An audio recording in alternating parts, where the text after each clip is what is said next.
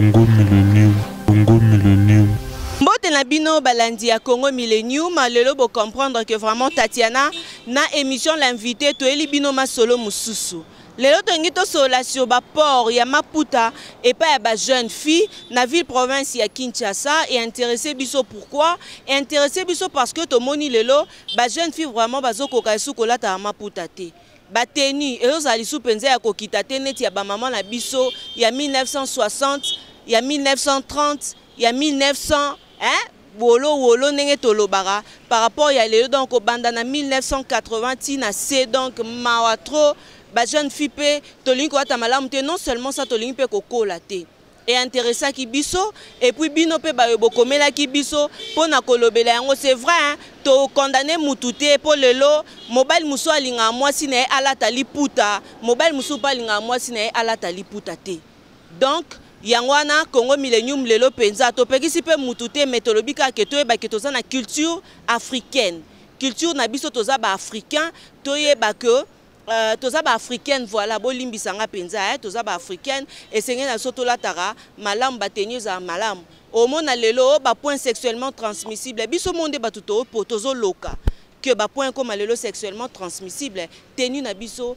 eza malamuti. Alors ensemble na bino je vous invite à suivre ndenge nini baye bayike ba repesa ba point de vue na bango sur ba port ya Maputa. Allez toleka.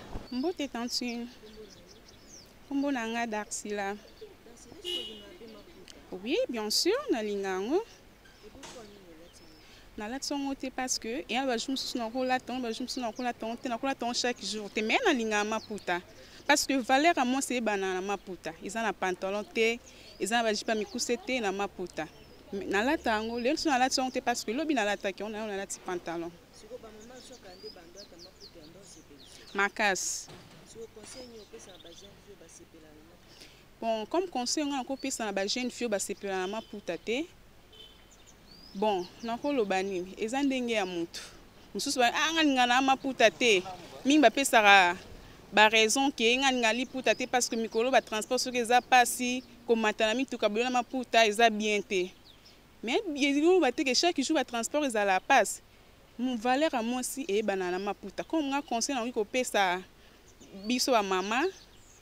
Le moment un jour on a ti pantalon mais ba mama mso foko la ta Maputa ezateka chaque jour ta ba pantalon blo amikuso tika banzo to libanda wana eza bien te to landa vraiment ba exemple na biso ba mama na biso akande bande ola te ça vraiment bien pour nanga on merci beaucoup mbonanga Gina pona yo Maputa na mwasi esala Maputa epesaka mwasi valeur Maputa eza bien pona biso ko bomba nzoto kolata ba mini ba kola eza eloko te liputa eza tangu na biso tango ba mama ya biso kala nde valeur a mwasi eza liputa soko lati mini oza ko laksa nzoto libale ko yate mbe liputa kolata liputa eza ko bimisa mwasi valeur ba mso ba bike mwasi so lata liputa bimisa ke mokolo eza bongo te kokasa te soko lati nde jupe ya mukuse ndo bimi mukolo to bimi jeune fille donc soko rolata jupe pe oza mukolo olati liputa ta mususu oza jeune fille mbe liputa moi sa valeur bongi na liputa sikoyo na ba mama so kana culture na bango olata Maputa yo ando sepelso ngala bande ko sepela makasi ti lelo nga mona komi boye mama bana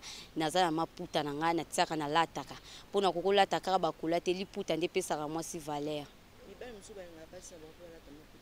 kasi mibali ana bayebi tina liputa te importance liputa bayebi te on balingaka basi na mabalata te dans liputa eza culture na biso eza culture na biso merci bonjour pona yo Maputa ezali bien eza mwasi aza ko se respecter na kati ya Maputa mais lelo ba jeune fille ko soko ko sukola ta Maputa des conseils na ko pesa que ce n'est pas bien ezali d'une d'être femme congolaise te o soko za mwasi olati Maputa ezipingi nzoto nyonso Maputa tolo baka Maputa te Maputa oyo lati muto alobi ke liputa yango po ya bino bana lelo bokomi ko lati yer mususu kati awa libumu libanda olobika ke na lati liputa biya façon ya koloba liputa na liputa mais soko lati liputa oza ko se respecter ba jeune fille bele ba biso to la ta Maputa to ko maloko abino ba mama ezobimisa bango mikolo ezobimisa bango mikolo ndenge ni ça dépend ile ateli na yo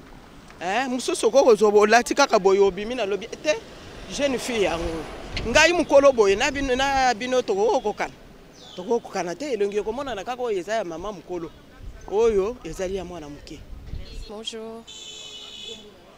Ginette. Ginette, différence nini osala entre bamaputa ya lelo na ya lobi bamama na biso banda olanda?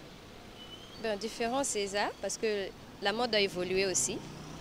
Il y a peut-être changement de mentalité, je ne sais pas, mais c'est vraiment différent. Et là, il y a ma maman, Bissona, ma jeune fille à l'élo, c'est vraiment différent. Et donc, c'est la différence?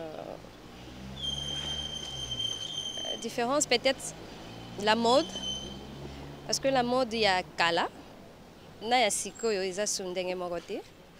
Je crois peut-être sur la mode. Il y a beaucoup de facteurs, mais moi, je vois plus, c'est la mode. Merci. Maman. Comment Eli Ngabo. Eli Ngabo.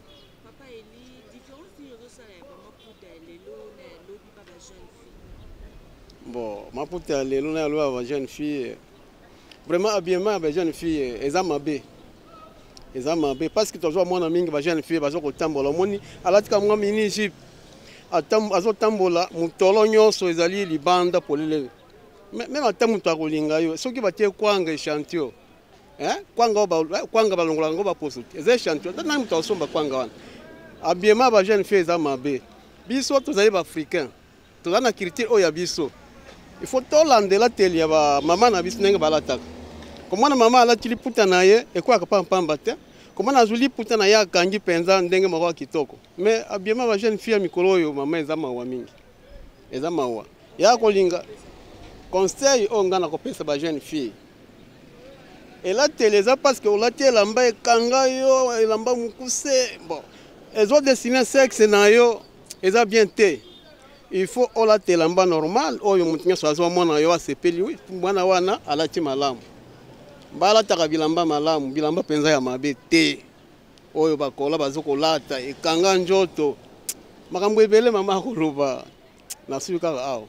Na pesa conseil ka yango wana bataka bilamba malamu soki olati elamba mitio moko kwanga echantio moto moko kusomba kwanga wana ezati zaka echantio na soki wana mama.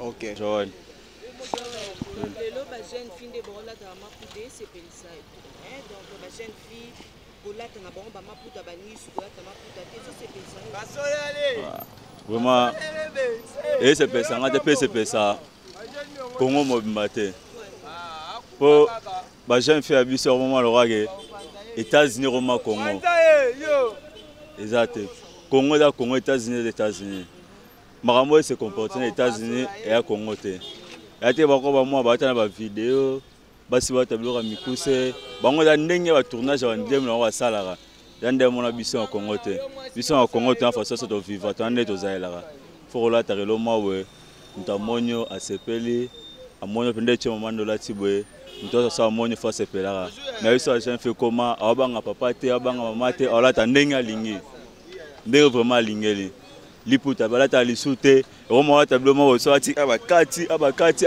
ansima bakati excepena mboka ngoto mimango ndeni na ndebe ba continuer so azaleli ba mi rona pe atalika mopo ya vraiment bien te.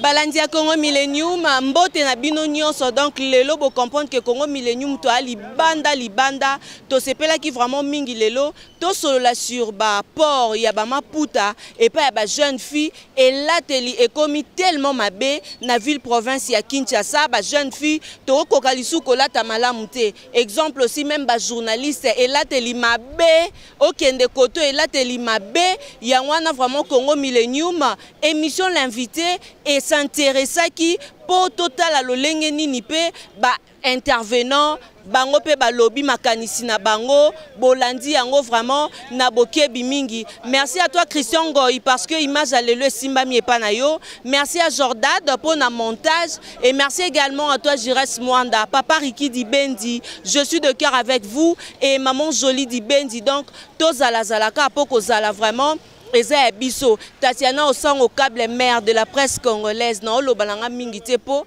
koloba mingi vraiment ezalaka mingi ngai te. Eric Lusandu le noble Maboko Bank mwana bandal sur Paris baobi futur bourgmestre a commis na bandal ndeyo. Serge Katembo grand frère propre à Isabelle Katembo, je vous aime beaucoup. Donc boboto bondeko ko bakoreni na mabota mabino soki nzambe azongite vraiment Claude Ponda les rassembleurs Kitoko yalingato ke non Claude Ponda Kitoko les rassembleurs son nzambe azongite retrouvez nous prochainement. Allez, au revoir. Congo Millennium, Congo Millennium.